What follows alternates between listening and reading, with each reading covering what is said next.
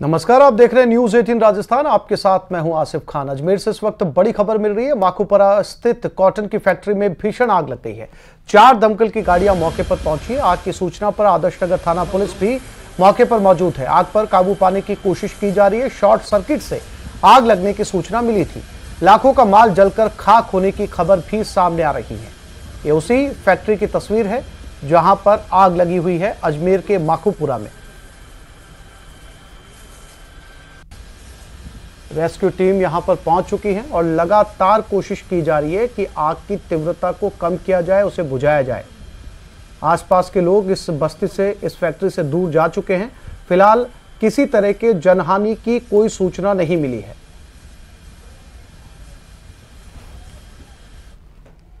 और बैरोड से बड़ी खबर, दिल्ली जयपुर नेशनल हाईवे पर हादसा हुआ। सड़क किनारे खड़े ट्रेलर में पीछे से दूसरे ट्रेलर की टक्कर लगी। एक ट्रेलर में सवार 2 लोगों की मौके पर ही मौत हो गई। दोनों मृतकों की अभी तक पहचान नहीं हुई। दोनों शवों को अस्पताल की मोर्चरी में रखवा दिया गया है। बहरोड में एक ट्रक ने दूसरे ट्रक को टक्कर मारी। पहला ट्रक खड़ा था, उसमें बैठे 2 लोगों की मौके पर ही मौत हो गई। दोनों डेड बॉडी को अस्पताल की मोर्चरी में रखवा दिया गया है।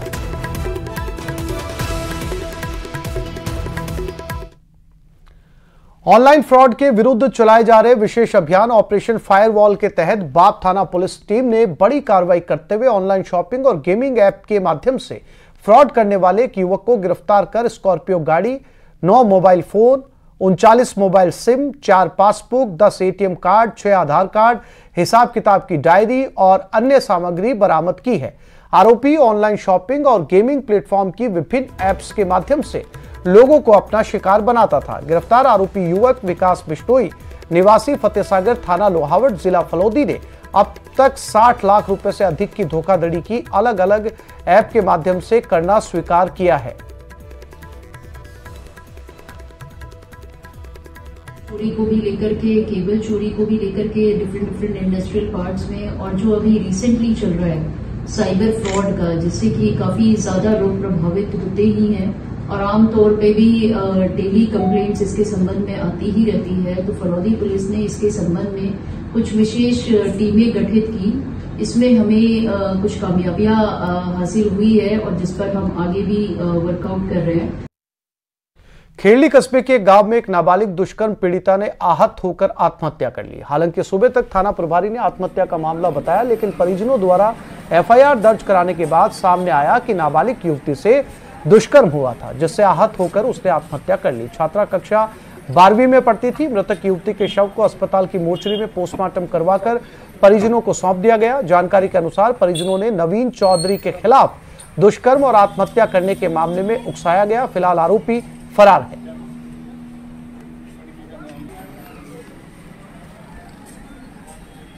आज सुबह जो है एक प्रकरण दर्ज हुआ है हमारे थाना इलाके में। जो है एक दुष्कर्म और आत्महत्या के संबंधी जो है एक मुकदमा दर्ज हुआ है, जिसमें पीड़ित के द्वारा ये कहा गया है कि उसकी जो भतीजी है उसके साथ उसी के घर में जो है रात को कोई आरोपी आता है, उसके साथ दुष्कर्म करता है। और उसके बाद में जब परिजनों को उसके रात को ही पता चलने के बाद में जो है मृतका का जो है मानसिक स्थिति बोले ठीक नहीं होती, और सुबह जब उसको देखा जाता है तो उसको उसके ही घर में जो है फांसी के फंदे से वो लटकी हुई मिलती है, जिसमें प्रकरण दर्ज कर लिया गया है। अनुसंधान अभी जारी है। करौली में हिंडौन सिटी के श्री महावीर जी महात्मा गांधी राजकीय विद्यालय में आयोजित 68वीं राज्य स्तरीय माध्यमिक उच्च माध्यमिक विद्यालय हैंडबॉल खेल प्रतियोगिता में शनिवार को 17 और 19 साल आयु वर्ग के लीग मुकाबले हुए। इन मुकाबलों को लेकर संयोजक और प्रधानाचार्य मुकुट कुमारी गुर्जर, फील्ड मार्शल लोकेश मीणा और मीडिया प्रभारी नरेंद्र बाबा ने जानकारी दी। प्रतियोगिता में हिस्सा लेने आई टीमों को बालाजी भट्टा वाले महेश गुर्जर की तरफ से दोपहर का भोजन भी दिया गया।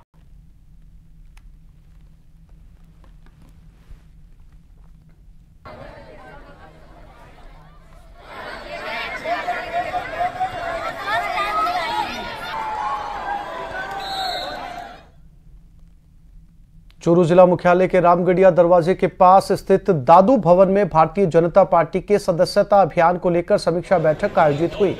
जिला स्तरीय मीटिंग में पूर्व नेता प्रतिपक्ष राजेंद्र राठौड़, सामाजिक न्याय और अधिकारिता विभाग मंत्री अविनाश गहलोत, बीकानेर संभाग सह प्रभारी जोगेंद्र राजपुरोहित शामिल हुए। इस दौरान सदस्यता अभियान में अब तक रही कमियों को पूरा कर 3.5 लाख से ज्यादा सदस्य बनाने की अपील की गई। राजेंद्र राठौर ने विश्वास व्यक्त करते हुए कहा कि चूरू जिला इस अभियान में पीछे नहीं रहेगा। अभी संपन्न हुई है, कार्यकर्ताओं ने वर्त लिया है। पूरे प्रदेश में सदस्यता अभियान की दृष्टि से, संगठन की दृष्टि से सर्वश्रेष्ठ जिलों में शुमार चूरू जिला प्रथम पायदान पर आएगा। वो पंचनिष्ठाओं से जुड़ेंगे। ये फौज तैयार होगी, मोदी जी की ब्रिगेड तैयार होगी। आने वाले पंचायत राज और स्वायत्त शासन के चुनाव में कांग्रेस को मात देंगे।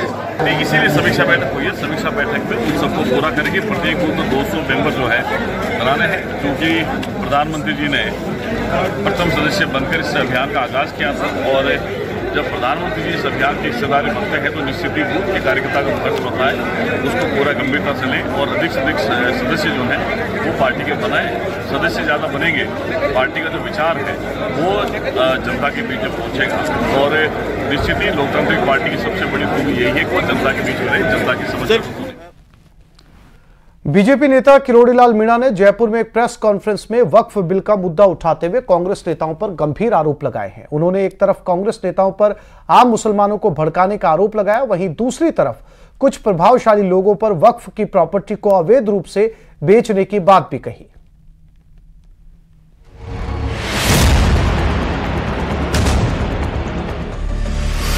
कौन बेच रहा वक्फ बोर्ड की संपत्ति? संपत्ति बेचकर किसने इकट्ठा किए करोड़ों? वक्फ पर मुसलमानों को कौन भड़का रहा? ये वो सवाल है जो मंत्री किरोड़ी लाल मीणा की प्रेस कॉन्फ्रेंस के बाद उठ रहे हैं। बीजेपी के बेबाक नेता किरोड़ी लाल मीणा ने वक्फ संशोधन विधेयक 2024 पर अपनी बात रखी। उन्होंने वक्फ संशोधन विधेयक 2024 को इसलिए जरूरी बताया ताकि वक्फ बोर्ड को मिसयूज होने से रोका जा सके। उन्होंने कहा कि वक्फ बोर्ड की संपत्ति किसी की निजी संपत्ति नहीं है। उन्होंने कानून में बदलाव की सिफारिश की है। प्रेस कॉन्फ्रेंस में किरोड़ी लाल ने कुछ प्रभावशाली लोगों पर वक्फ की जमीन बेचकर करोड़ों रुपए इकट्ठा करने के आरोप लगाए। वक्फ प्रॉपर्टी को अवैध रूप से बेचान कर देना और वो भी कुछ लोगों द्वारा आम मुसलमान को उससे दूर रखा गया। और वक्फ बोर्ड के जो असरदार लोग हैं उन्होंने बेशुमार संपत्ति पर कब्जा कर उसको बेच के अरबों का धन अर्जित किया है। वक्फ संपत्ति में ट्रांसपेरेंसी एंड अकाउंटेबिलिटी लाई जाने की दृष्टि से लोकसभा में संशोधन बिल 2023 पेश किया था, जिससे वक्फ बोर्ड के भारी प्रबंधन को रोका जा सके। इस जो वक्फ बिल संसद में आने वाला है, इसके लिए एक संगठित विरोध नाम दिया जाना चाहिए। मुसलमान के वो बड़े नेता जिनकी इस प्रॉपर्टी पर निगाह है, जो इस प्रॉपर्टी को फर्जी कागज बनाकर खुर्द मुर्द कर रहे हैं और आम मुसलमान को उसका कोई लाभ नहीं मिल रहा। किरोड़ी लाल मीणा का दावा है कि आदिवासियों की जमीन को वक्फ की जमीन बताकर बेच दिया गया और आमेर और किशनपुरा में 900 बीघा जमीन पर अवैध कब्जा कर समुदाय विशेष को वहां पर बसा दिया। इतना ही नहीं, उन्होंने यहाँ तक दावा किया कि मंदिर की जमीन पर कब्जा कर रहे अवैध रूप से कॉलोनियां बसा दी गयी। प्रेस कॉन्फ्रेंस के दौरान दिखाई गई 2 वीडियो के आधार पर किरोड़ी ने कहा कि मंदिर की जमीनों पर कब्जा कर समुदाय विशेष को फायदा पहुंचाया जा रहा है। विदेशी ताकतों से ट्रस्ट के नाम पर धन लिया जा रहा, जबकि वक्फ बोर्ड में इसका कोई रजिस्ट्रेशन नहीं कराया गया। फजल उर रहीम ने फर्जी दस्तावेजों के आधार पर वक्फ ट्रस्ट मंदिरों की जमीन को अपनी निजी जागीर मानकर बेच दिया। इनके निजी ट्रस्टों में देश विदेश विशेषकर गल्फ कंट्री से अवैध धनराशि प्राप्त हो रही है, जिसका रिकॉर्ड हमारे पास है। और उस अवैध धन को राष्ट्र की अराष्ट्रीय कामों में ये काम ले रहे हैं। फजल रहीम कांग्रेस के सफल इशारे पर देश में माहौल बिगाड़ रहे हैं। इनकी बेटी सुल्ताना जयपुर महिला कांग्रेस की महासचिव है। इनका दामाद मोहम्मद सोब प्रदेश कांग्रेस कार्य समिति का सदस्य है। इससे स्पष्ट है कि इनके कांग्रेस से गहरे रिश्ते हैं और कांग्रेस के मिलकर पूरे देश में माहौल बिगाड़ना चाहते हैं। किरोड़ी लाल मीणा की माने तो वक्फ बोर्ड पर संसद में बिल आने से पहले ही ऑल इंडिया मुस्लिम लीग के राष्ट्रीय अध्यक्ष और कांग्रेस के कुछ बड़े नेता आम मुसलमानों को प्रधानमंत्री के खिलाफ भड़का रहे हैं। उन्होंने केंद्र सरकार के खिलाफ बड़ी साजिश रचने का आरोप भी लगाया। All India Muslim personal law board के राष्ट्रीय महासचिव फजल उर रहीम सबसे बड़े पैरोकार बनकर देश में मुसलमानों को भड़का रहे हैं तथा उनको हिंसा पर उतारू कर रहे हैं। फजल उर रहीम ने इस दृष्टि से कांग्रेस के राष्ट्रीय अध्यक्ष मल्लिकार्जुन खड़गे, मुख्यमंत्री श्री सिद्धारमैया, राजस्थान के पूर्व मुख्यमंत्री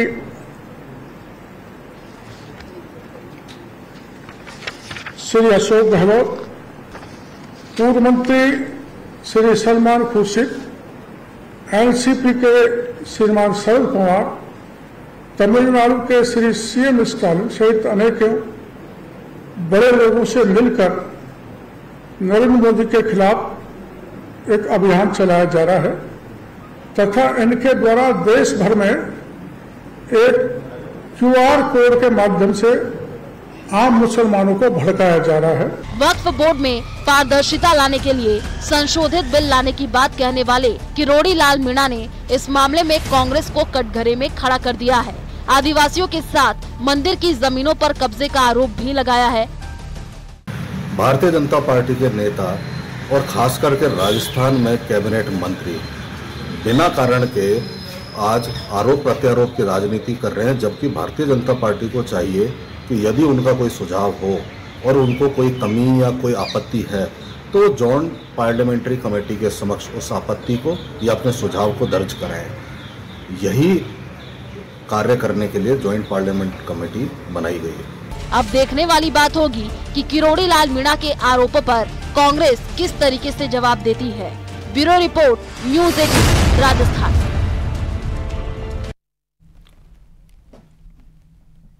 टोंक में बीजेपी की सदस्यता अभियान को लेकर बीजेपी सांसद दामोदर अग्रवाल ने सर्किट हाउस में समीक्षा बैठक की। बीजेपी जिला अध्यक्ष अजित सिंह मेहता समेत पदाधिकारी मौजूद रहे। इस दौरान सांसद दामोदर अग्रवाल ने अपराध पर कांग्रेस को जवाब देते हुए पलटवार किया।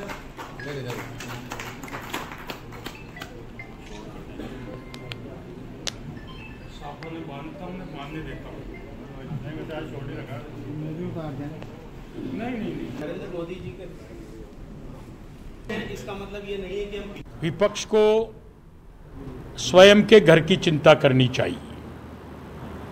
वैसे तो विपक्ष का विचारों का काम ही है आरोप लगाना, तो वो क्या आरोप लगा रहे हैं ये महत्वपूर्ण बात नहीं है। विपक्ष तो आजकल एक बात सिद्ध करने में लगा हुआ है, 99 इज हायर देन 240। अब उसका जवाब तो जनता उनको दे देगी और अब बाई इलेक्शन आ रहे हैं तो जनता उनको मुंह तोड़ जवाब देने वाली है। पेपर लीक प्रकरण में कांग्रेस ने क्या कार्रवाई करी 5 साल में और इन 9 महीनों में क्या कार्रवाई हुई मुझे बताने की आवश्यकता है। आरपीएससी के 2 सदस्य के गिरेबान तक पुलिस पहुंची है। 20-40 पुलिस अधिकारी उसके शिकंजे में आए हैं। 70-80-90 नकल माफिया जेल के सींचों में है। राजस्थान में भी सदस्यता अभियान ने अपनी गति पकड़ ली है। पिछले 5-7 दिन से देश के सर्वोच्च अंक के सदस्य राजस्थान में बनना प्रारंभ हो गए। मैं उम्मीद करता हूं कि राजस्थान अपने टारगेट को आगामी 15 दिवस में पूर्ण कर लेगा। प्रदेश में उपचुनाव से पहले कांग्रेस फुल कॉन्फिडेंस में है। प्रदेश की सभी 7 सीटों पर उम्मीदवार उतारने की तैयारी की जा रही है। इतना ही नहीं, 7 सीटों पर जीत का दावा भी किया जा रहा है।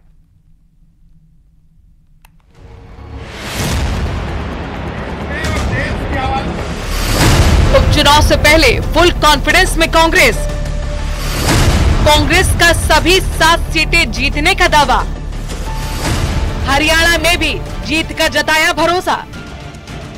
ऐसे कयास लगाए जा रहे हैं कि नवंबर में प्रदेश की 7 सीटों पर उपचुनाव हो सकते हैं, लेकिन इससे पहले कांग्रेस को पूरा भरोसा है कि वो सभी सीटें जीतने वाली है। कांग्रेस का कहना है कि हरियाणा विधानसभा चुनाव में कांग्रेस सरकार बनाने जा रही है और उसका फायदा पार्टी को उपचुनाव में मिलेगा। राजस्थान में कांग्रेस अब उपचुनाव की तैयारियों में मिशन मोड पर जुटने वाली है। हरियाणा चुनाव में लगने के बाद में प्रदेश के नेताओं को लग रहा है कि हरियाणा चुनाव में कांग्रेस सरकार बनाएगी और उसका असर उनको राजस्थान के उपचुनाव में भी देखने को मिलेगा। कांग्रेस यहां पर इतनी कॉन्फिडेंट नजर आ रही है कि वो 7 सीटों पर चुनाव लड़ना चाह रहे हैं। हालांकि प्रदेश अध्यक्ष का मानना है कि आखिरी फैसला आला कमान का होगा, लेकिन उनकी टीम सभी 7 सीटों पर लगी हुई है। प्रदेश में पिछले 9 महीने में जो सरकार की स्थिति रही है, मंत्रियों का आपस में टकराव रहा है, विधायकों की स्थिति रही है, जनता जिन मुद्दों पर परेशान रही है, उन तमाम चीजों को लेकर के वो सरकार का घेराव करेंगे। कांग्रेस का साफ कहना है कि प्रदेश की सभी 7 सीटों पर जीत की तैयारी चल रही है। हालांकि गठबंधन के सवाल पर प्रदेश अध्यक्ष गोविंद सिंह डोटासरा ने कहा कि आलाकमान जो भी फैसला करेगा वो मंजूर होगा। हालांकि उन्होंने प्रदेश सरकार पर पिछले 9 महीनों में कोई काम न करने का आरोप लगाया। बीजेपी तो पहले ही हार मान चुकी है। वो तो कह रही है हमारी तो 1 सीट आए तो ठीक है, ना आए तो हमारी सेहत में क्या फर्क पड़ता है।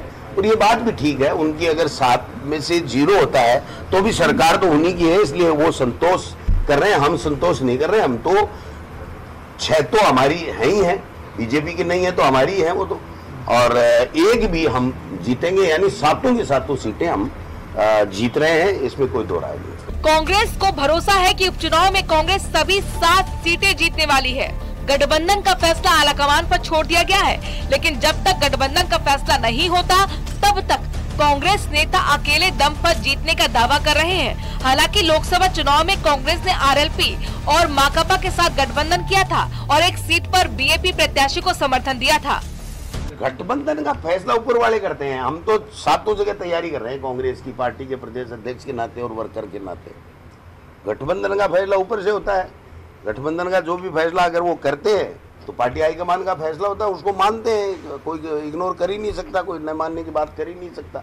आज की तारीख में हम 7 जगह कांग्रेस के मंडलों में, ब्लॉकों में हमारी कार्यकारिणी बना दी है, वहाँ पर प्रचार कर रहे हैं। ऑब्जर्वर हमने लगा दिए हैं, वो जा रहे हैं। हमारे एमपी कैंडिडेट्स तमाम लोग जो है वो लगे हुए। राजस्थान की 7 विधानसभा सीटों पर उपचुनाव होने वाले हैं। इनमें अलवर, रामगढ़, झुंझुनू, दौसा, देवली, उनियारा, खीवसर, 84 और सलूम्बर शामिल है।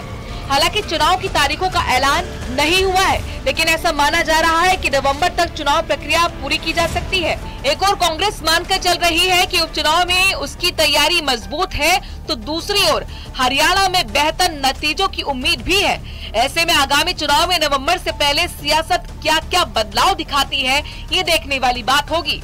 लोकसभा चुनाव में जिस तरह से कांग्रेस को जीत मिली और पिछले जो विधानसभा चुनाव में कांग्रेस जो महंगाई से राहत का विजन लेकर के आई थी, इन तमाम मुद्दों को लेकर के न केवल ये चुनाव लड़ेंगे बल्कि जीतेंगे भी। अब देखना ये होगा कि कांग्रेस के इन दावों का कितना असर इन चुनावों के अंदर नजर आता है। कैमरा पर्सन शेर सिंह के साथ में अरबाज अहमद, न्यूज़ 18 के लिए जयपुर से।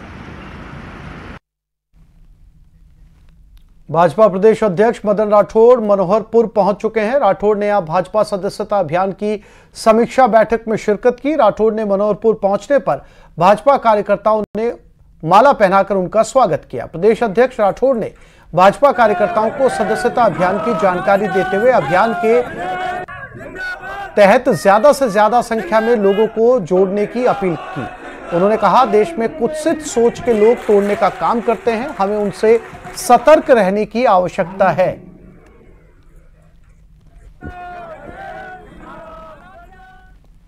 इस बार अभी सदस्यता अभियान हमने 2 तारीख को प्रधानमंत्री जी ने लॉन्च किया था, 3 तारीख को हमने राजस्थान में लॉन्च किया। अभी राजस्थान में लगभग 32 लाख सदस्य बने हैं हमारा लक्ष्य है 1.25 करोड़ हम राजस्थान में बनाएंगे। ऐसे ही देश में इस समय लगभग 7 करोड़ सदस्य बने। सदस्यता अभियान अभी चलेगा हमारा, हम अपने लक्ष्य को प्राप्त करेंगे। झालावाड़ के भवानी मंडी क्षेत्र के कोटड़ा गांव से बिहार के गयाजी पिंडदान करने गए यात्रियों की बस आज सुबह बिहार के रोहतास जिले के चेनारी थाना क्षेत्र के जीटी रोड पर सड़क किनारे खड़े ट्रक से टकरा गई। इस हादसे में बस में सवार 3 भाइयों की मौत हो गई, वहीं 15 से ज्यादा लोग गंभीर रूप से घायल हो गए। सभी घायलों को बिहार के सासाराम के अस्पताल में भर्ती करवाया गया है।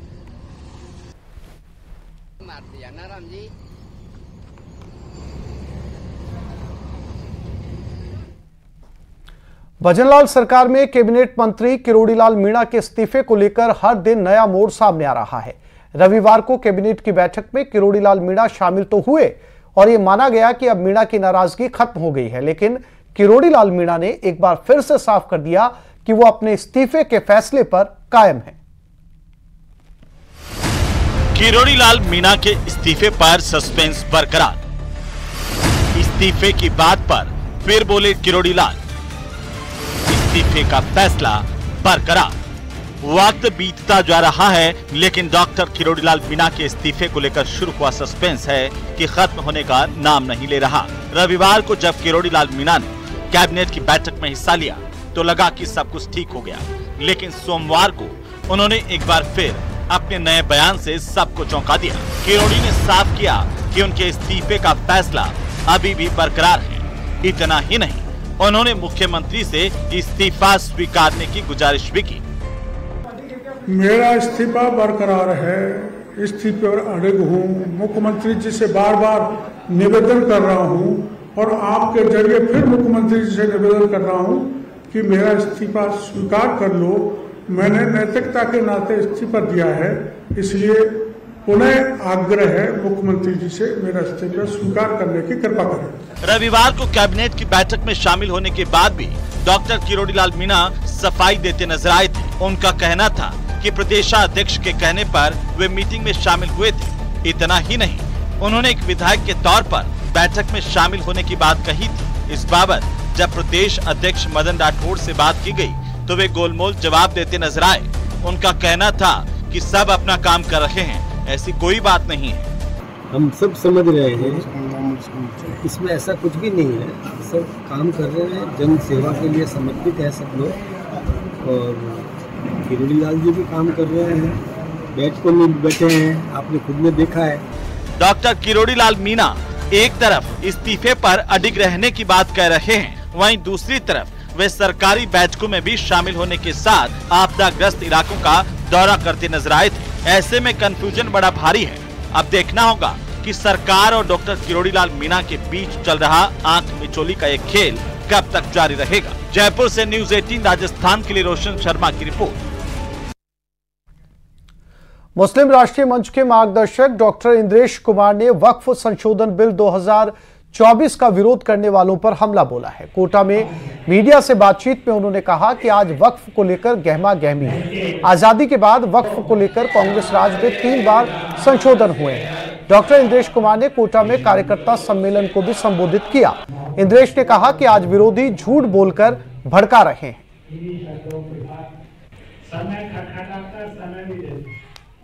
3 संशोधन आजादी के बाद, एक कांग्रेस के प्रधानमंत्री पंडित नेहरू के समय में हिंदू ब्राह्मण ने किया, दूसरा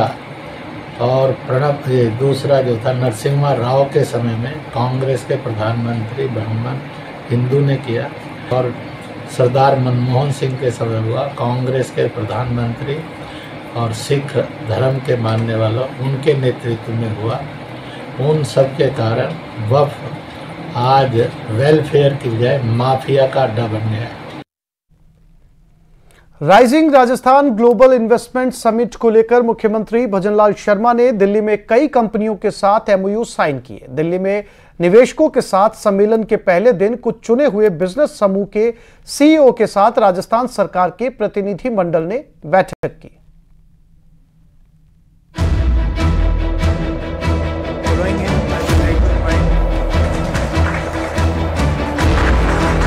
राजस्थान जो वीरों की भूमि है, शेरों की भूमि है।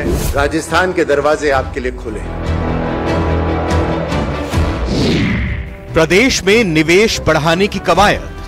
पूरा विश्वास है कि आप सबके सहयोग से अगले 5 वर्ष में हम अपने राज्य की अर्थव्यवस्था को दुगनी करने में सक्षम होंगे। मुंबई के बाद दिल्ली में इन्वेस्टर्स मीट।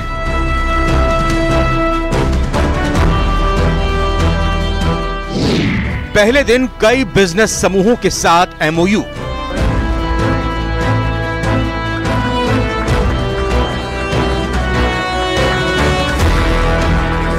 दिल्ली में 2 दिन तक चलने वाले इन्वेस्टर्स मीट के पहले दिन सीएम भजनलाल शर्मा ने कई कंपनियों के साथ एमओयू साइन किए।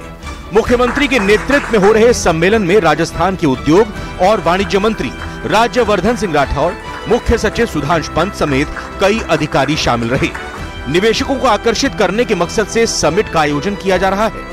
ग्लोबल इन्वेस्टर मीट को संबोधित करते हुए मुख्यमंत्री ने बताया कि दिल्ली में निवेशकों के साथ रोड शो के दौरान मुंबई में हुए पहले रोड शो से भी ज्यादा राशि के निवेश हुए हैं। Rising Rajasthan global investment summit के माध्यम से राज्य में निवेश लाने के लिए इन्वेस्टर मीट और रोड शो जैसी पहल की गई है तथा इस समिट की पहली इन्वेस्टर मीट मुंबई में सफलतापूर्वक संपन्न हुई और आप सभी के प्रयास से लगभग 4.5 लाख करोड़ रुपए से अधिक के निवेश हेतु एमओयू हस्ताक्षर हुए थे। तो इस बुलेटिन में फिलहाल इतना ही। नमस्कार।